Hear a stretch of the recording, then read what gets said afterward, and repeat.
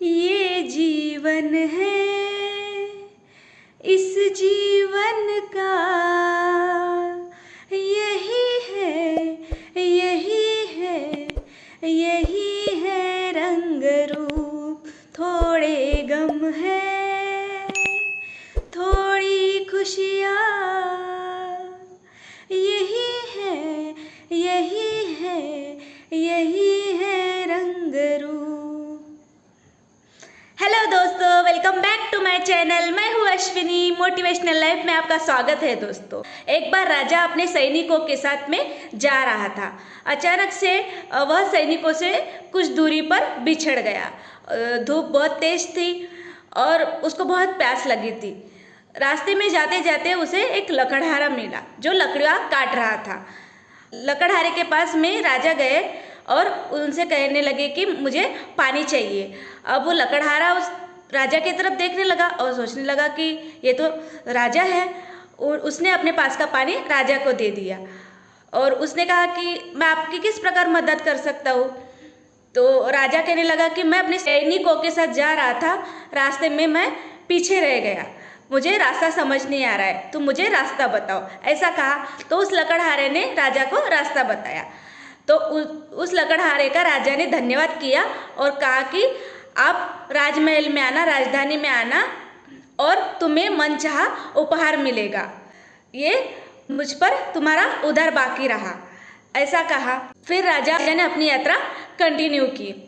फिर ये लकड़हारा अपने घर गया, अपनी पत्नी को सारी बात बताई कि राजा ने ऐसा ऐसा कहा। तो पत्नी ने कहा कि देर किस बात की, कल ही सुबह सुबह निकल जाना राज दरबार के लिए। राजधानी में पहुंचा लकड़हारा, राज दरबार तक पहुंच गया और वहां पर जाके सैनिकों से कहने लगा कि मुझे राजा साहब ने बुलाया है। फिर सैनिक सोच में पड़ गए कि राजा साहब को लकड़हारे का क्यों काम पड़ गया। फिर सैनिकों ने राजा तक ये बात पहुंचाई। फिर राजा ने आदेश दिया कि लकड़हारे को अंदर बुलाया जाए। राज दरबार में लकड़हारा चला गया। फिर राजा ने कहा लकड़हारे को, आपका उपहार मैं देने के लिए तैयार हूँ। राजा सोचने लगा क्या दे दिया जाए। तो राजा ने सोचा कि उसके पास में जो चंदन का बगीचा था उसको वो दे दिया जाए। तो राजा ने उपहार में लकड़हारे को चंदन का बगीचा दे दिया। लकड़हारा काफ़ी खुश हो गया कि मुझे बगीचा मिल गया। घर में जाके खुशी से सारी बातें बताने लगा। फिर कुछ दिनों बाद लकड़हारा वह बगीचा संभालने लगा। काफ़ी दिनों बाद राजा के मन में यह आया कि चलो उस लकड़हारे से मिलकर आते हैं जिसे हमने उपहार में बगीचा दिया है। देखो तो सही, वह बगीचा कितना सुंदर बनाया होगा अपनी मेहनत से। राजा यह सोचते हुए लकड़हारे के पास पहुंच गए।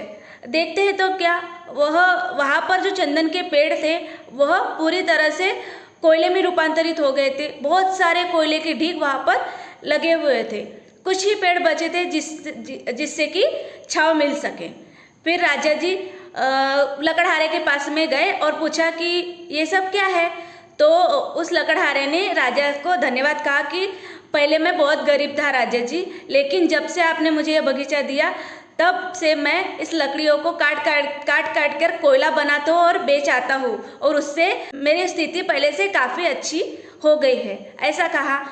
फिर राजा ने सोचकर कहा कि ये उस पेड़ का लकड़ी का टुकड़ा तुम लो और इस टुकड़े को बाजार में बेच के आओ। फिर राजा का आदेश था। तो लकड़हारे ने उस लकड़ी के टुकड़े को बाजार में ले गया और बेच के आया। तो देखा तो बहुत बड़ी कीमत मिली। जैसे ही वो राजा के पास पहुंचा तो उनके पैरों में गिरकर माफ़ी मांगने लगा कि राजा जी, आपने तो मुझे सोना दिया था लेकिन मैं उसे लोहा समझकर जलाने लगा। ऐसा राजा से लकड़हारे ने कहा और माफ़ी मांगी। दोस्तों, इतनी छोटी सी कहानी है, इतनी सुंदर कहानी है। दोस्तों, हमारा जो शरीर है वो इतना सुंदर है दोस्तों, उस चंदन के बगीचे के जैसे है। दोस्तों, हमारे अंदर जो सांसें चलती है वो चंदन के वृक्ष है दोस्तों, जिससे खूबसूरत सुंदर सी महक आती है। दोस्तों, उस सुंदर महक से हम अपने शरीर को और हमारे आसपास के परिसर को, यानी कि हमारे आसपास में जो लोग हैं उसको हम सुगंधित बना सकते हैं। दोस्तों, इतना सुंदर शरीर हमें प्रकृति ने दिया है। दोस्तों, हम इस शरीर का कितना अच्छा उपयोग हमारे लाइफ में कर सकते हैं। दोस्तों, हम न जाने किन किन बुरी आदतों में, बुरे विचारों में फंस जाते हैं। दोस्तों, कुछ अलग अलग व्यसन हमें लग जाते हैं, क्रोध आता है, ईर्ष्या करते हैं, जलन करते हैं दोस्तों।